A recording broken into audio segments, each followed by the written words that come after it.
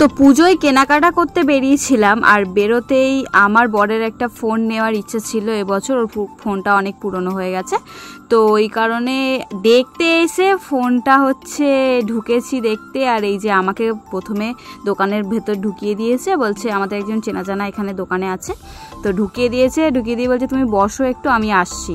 তো ওই দাদাটার সাথেই বাইরে কথা বলছে, তো কথা টথা বলে তারপরে ঢুকবে। আমি তো সোফায় বসেই পড়েছি, আর দেখতেই পাচ্ছ এই যে দাদাটা শুভদা ফাইনালি ফোন কিনতে ঢুকছে, খুব খুশি, পছন্দ করেছে, টাকাও খুশি।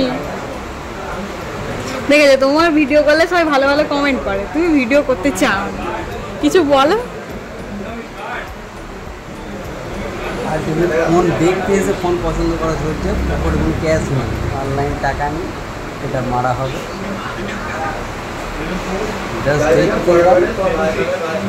দেখতে এসে ফোনটা নেওয়া, কোনো রকম প্ল্যান ছিল না ফোন কিনতে,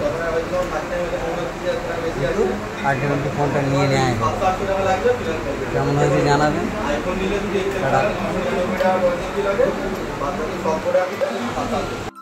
তো বাজেটটা কম ছিল, তার উপরে আবার ও এই ফোনটা পছন্দ করেছে, তো পছন্দ করেছে তার মানে নিতেই হবে। তো ফাইনালি এই ফোনটাই নিচ্ছে। আর আমি এই যে সিল প্যাক আনবক্সিং করছি। আমাদের একটা সিল প্যাক কেটে দেখিয়েছিল, কিন্তু আমি নেব যেহেতু আমাকে সিল প্যাক কেটেই দিতে হবে, তো ওই জন্য সিল প্যাক কেটে খুলছিলাম আর ও ভিডিও করছিল।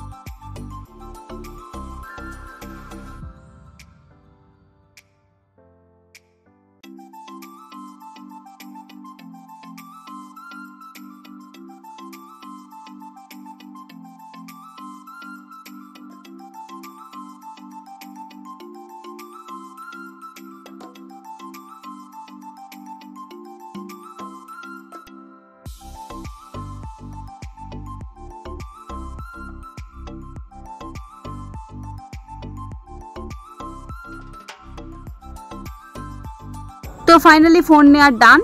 তো এই যে একদম পুরো প্যাকিং করে তারপরে বাড়ি চলে যাচ্ছি। আর এদিকে আমার ব্যাগটা যে অনেক কিছু কিনেছিলাম, ব্যাগটা রেখে দিয়েছিলাম, সেটা নেওয়াই হয়নি, বেরিয়ে যাচ্ছিলাম, তো মনে করে ব্যাগটা নিয়ে আসছে।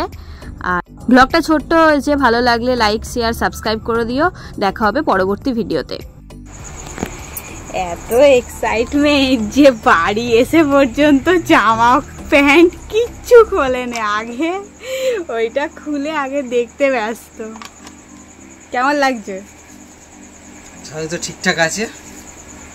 খুশি? খুশি। কতটা? কতটা? এক ধাক্কায় 22,000 টাকার চুনা।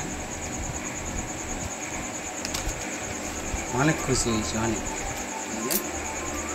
আমাকে একদিন দেবে তো? কোথায় আমার 22,000, কোথায় তোমার 31,000 টাকা? তাতে কি আছে, নতুন